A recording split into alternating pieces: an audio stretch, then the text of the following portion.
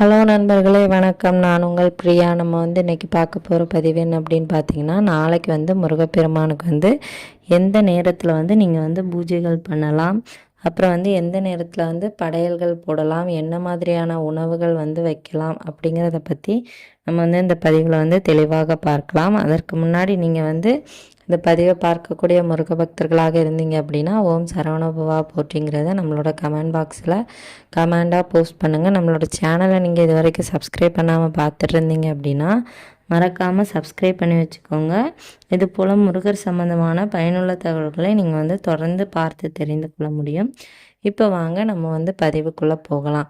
நாளைக்கு பங்குனி உத்திரம் என்ன சிறப்பு அப்படின்னா, முருகப்பெருமானுக்கு திருக்கல்யாணமான ஒரு நன்னாள் தான் இந்த பங்குனி உத்திர திருநாள் அப்படின்னு நம்ம சொல்லுவோம். இதில் நம்ம என்ன மாதிரியான வேண்டுதல்களாக இருந்தாலும் நாளைக்கு நீங்கள் முருகப்பெருமான்கிட்ட வேண்டிங்க அப்படின்னா கட்டாயமாக உங்கள் வேண்டுதல்கள் நிறைவேற்றப்படுமா. அதே மாதிரி திருமண தடை இருக்கிறவங்க நாளைக்கு திருமண தடையும் கணவன் மனைவிக்குள்ள பிரச்சனை இருக்குது அப்படிங்கிறவங்க நாளைக்கு முருகனுக்கு எல்லா கோயில்களையுமே திருக்கல்யாணம் நடக்கும். உங்கள் வீட்டுக்கு பக்கத்தில் இருக்கக்கூடிய முருகர் கோயிலுக்கு போயிட்டு அந்த திருக்கல்யாணத்தை பார்த்துட்டு வந்தீங்க அப்படின்னா கட்டாயமாக உங்கள் பிரச்சனைகள் நீங்குமா. திருமண தடை இருக்கிறவங்களுக்கு திருமண தடை விலகி அவங்களுக்கு சீக்கிரமாக திருமணம் ஆகுமாம். அதே மாதிரி கணவன் மனைவி ஒற்றுமையே இல்லை, எப்போவுமே எங்கள் 2 பேருக்குள்ளேயுமே சண்டையும் சச்சரவுமாகவே இருக்குது அப்படிங்கிறவங்க கூட இந்த திருக்கல்யாணத்தை பார்த்துட்டு வந்தீங்க அப்படின்னா முருகப்பெருமானோட முழு அருளும் கிடைத்து உங்களுக்கு இருக்கக்கூடிய அந்த பிரச்சனைகள்லாம் விலகுமா. அதே மாதிரி குழந்தை பாக்கியம் வேணும்னு நினைக்கிறவங்க நாளைக்கு முருகப்பெருமான் அந்த பாலமுருகனாக இருக்கக்கூடிய அந்த கோயில்களுக்கு சென்று முருகப்பெருமானை வழிபாடு செஞ்சுட்டு அவருக்கு தயிர் அபிஷேகத்திற்கு வாங்கி கொடுத்துட்டு வந்தீங்க அப்படின்னா கட்டாயமாக உங்களுக்கு குழந்தை பேர் நிச்சயமாக கிடைக்குமா. அதே மாதிரி நீங்கள் வீடுகள்லையும் பாலமுருகன் ஃபோட்டோ வச்சு நீங்கள் வழிபாடு செஞ்சுட்டு வந்தீங்க அப்படின்னா சீக்கிரமாக உங்களுக்கு குழந்தை பாக்கியமும் கிடைக்கும் அப்படின்னு சொல்லப்படுது. நீங்கள் நம்பிக்கையோடு இதை செஞ்சு பாருங்கள். குழந்தை இல்லாத எல்லாருக்குமே முருகப்பெருமானே குழந்தையாக அருள் தருவார். கண்டிப்பாக இது நடக்கும் நம்மளுக்கு. நீங்கள் நம்பிக்கையோடு இருங்க. ரொம்ப நாள் பிந்ததே அப்படின்னு சொல்லிட்டு பிரச்சனையை மனசில் வச்சு இருக்காதீங்க. கண்டிப்பாக உங்கள் பிரச்சனைக்கான முடிவு இந்த பங்குனி உத்திரத்தில் முருகப்பெருமானே ஏற்படுத்தி தருவார். நீங்கள் நாளைக்கு முருகப்பெருமானுக்கு எப்போ பூஜைகள் வைக்கலாம் அப்படின்னு பார்த்தீங்கன்னா, நாளைக்கு பிரம்ம முகூர்த்த பூஜை நீங்கள் தாராளமாக வைக்கலாம். காலையில் இருந்தே பிரம்ம முகூர்த்த நேரத்தில் இருந்து நம்ம பூஜைகள் செய்யும்போது எல்லா தெய்வங்களோட அருளும் நம்மளுக்கு கிடைக்கும். அதே மாதிரி இந்த பிரபஞ்சத்தோட அருளும் சேர்ந்து நம்மளுக்கு கிடைக்கும். நம்மளோட வேண்டுதல்களும் உடனடியாக நிறைவேறும். பிரம்ம முகூர்த்த நேரத்தில் நம்ம வழிபாடு செஞ்சோம் அப்படின்னா பிரம்ம முகூர்த்தத்துலேருந்து ஒரு 7 மணி வரைக்கும் நீங்கள் தாராளமாக டைம் எல்லாம் பார்க்க வேண்டிய தேவை கிடையாது. நல்ல நேரம் பார்க்கணுன்னு அவசியம் இல்லை. அப்போ நீங்கள் பூஜைகள் பண்ணி விளக்கம் ஏற்றலாம். அதுக்கப்புறமா நீங்கள் எப்போ செய்யலாம் அப்படின்னு பார்த்தீங்கன்னா, அந்த மத்தியானம் ஹோரை நேரம் 1 to 2 அந்த நேரத்தில் நீங்கள் பூஜைகள் செய்யலாம், விளக்கு ஏற்றலாம், படையல்களும் போடலாம். அதே மாதிரி சாயங்காலம் எப்போல்லாம் பண்ணலாம் அப்படின்னு பார்த்தீங்கன்னா 4:30லேருந்து 5:30க்குள்ளே நீங்கள் பண்ணலாம்.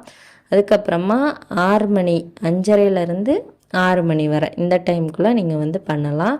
படையலும் போடலாம், தீபங்கள் ஏற்றலாம். காலையிலே செய்யணும்னு நினைக்கிறவங்க ஒரு 8 to 9 அந்த ஹோரை நேரத்தில் நீங்கள் செய்யலாம். காலையில் அது ஹோரை நேரம் இல்லை, நல்ல நேரம். அந்த நேரத்தில் நீங்கள் சாப்பாடு போட்டு படையல் வச்சு நீங்கள் முருகப்பெருமானை வழிபாடு செய்யலாம். நாளைக்கு முருகப்பெருமானுக்கு என்ன மாதிரியான படையல்கள் போடலாம் அப்படின்னு பார்த்தீங்கன்னா, கல்யாண சாப்பாடு நீங்கள் செஞ்சு போடணும். சாம்பார், பருப்பு, சாதம், ரசம், கூட்டு, பொரியல், அப்புறம் அப்பளம், பாயாசம் இந்த மாதிரி வச்சு கல்யாண வீட்டில் நம்ம எப்படி சாப்பிடுவோமோ நாளைக்கு முருகப்பெருமானுக்கு திருமண நாள், அதனால் நீங்கள் அவருக்கு கல்யாண படையல் நாளைக்கு போடணும்.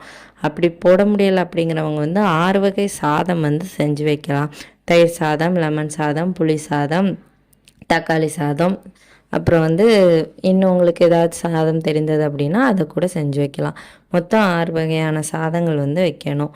இப்படி நீங்கள் உங்களுக்கு எந்த உணவுகள் செய்து வைக்க விருப்பமோ அதை செஞ்சு வைங்க. எனக்கு பங்குனி உத்திரம் முடிகிறதுக்குள்ளே அந்த நட்சத்திரம் முடிகிறதுக்குள்ளே எனக்கு பூஜைகள் பண்ணணும், படையல் போடணும் அப்படின்னா நீங்கள் 4:30க்குள்ளே மாலை நேரம் 4:30க்குள்ளே எந்த நேரத்துலனாலும் நீங்கள் வந்து செஞ்சுக்கலாம். பூஜைகள் போடலாம். மத்தியானமோ காலையிலையோ இல்லை வந்து 4:30க்குள்ளேயோ. இல்லை நான் வந்து அன்னைக்கு தானே பங்குனி உத்திரம், அன்னைக்கு முழுவதுமே எப்படியும் பங்குனி உத்திரமாக தான் இருக்கும் அப்படின்னு நினைக்கிறவங்க வந்து நீங்கள் வந்து எப்போனாலும் செய்யலாம். மாலை 6 மணிக்கு மேலே கூட நீங்கள் வந்து செஞ்சுக்கலாம். விரதம் இருக்கணும்னு நினைக்கிறவங்க வந்து இன்றைக்கி மாலையிலேருந்தே நம்மளுக்கு வந்து பங்குனி உத்திர நட்சத்திரம் வந்து ஸ்டார்ட் ஆயிடுது. ஸோ அதனால் வியாழக்கிழமை இரவில் இருந்தே நீங்கள் வந்து உணவை ஸ்கிப் பண்ணலாம். அப்புறம் வந்து வெள்ளிக்கிழமை காலையில் சாப்பிட்டுட்டு மத்தியானம் சாப்பிடாம இருந்துட்டு அப்புறம் சாயங்காலம் சாப்பிட்டு உங்கள் விரதத்தை வந்து நிறைவு பண்ணலாம். ஃபுல்லாகவே நான் வந்து உபவாசம் இருக்க போகிறேன் அப்படிங்கிறவங்க கூட தாராளமாக நீங்கள் வந்து இருக்கலாம். ஒரு பிரச்சனையும் கிடையாது. தண்ணி மட்டும் குடித்து விரதம் இருக்கலாம். பால் பழம் எடுத்தும் விரதம் இருக்கலாம். ஒரு வேளை உணவு 2 வேளை உணவு எடுத்தும் விரதம் இருக்கலாம். 3 வேளைக்கான உணவு எடுத்தும் பூஜைகள் பண்ணலாம். உங்களோட உடல்நிலையும் மனதும் உங்களுக்கு வந்து என்னென்ன செய்யணும்னு தோணுதோ அதை வந்து நீங்கள் வந்து தாராளமாக செய்யலாம். எந்த விதமான பிரச்சனையும் கிடையாது. உங்களுக்கு வந்து எந்த நேரத்தில் பூஜைகள் வைக்கணுன்னாலும் வைங்க. நல்ல நேரம் பார்த்து வைக்கணும் அப்படிங்கிறவங்க, உத்திரம் நட்சத்திரம் முடியறதுக்குள்ளே நான் வைக்கணும் அப்படிங்கிறவங்க 4:30க்குள்ளே நீங்கள் வந்து தவறாது வச்சுருங்க. கண்டிப்பாக முருகப்பெருமானோட முழு அருளும் உங்கள் எல்லாருக்குமே கிடைக்கணும். இந்த பதிவு வந்து கண்டிப்பாக உங்கள் எல்லாருக்கும் உபயோகமாக இருக்கும்னு நினைக்கிறேன். உபயோகமாக இருந்தது அப்படின்னா லைக் பண்ணுங்கள். நம்மளோட சேனலையும் சப்ஸ்கிரைப் பண்ணி வச்சுக்கோங்க. இந்த வீடியோவின் முழு பதிவை பார்த்த அனைத்து நண்பர்களுக்கும் மிக்க நன்றி.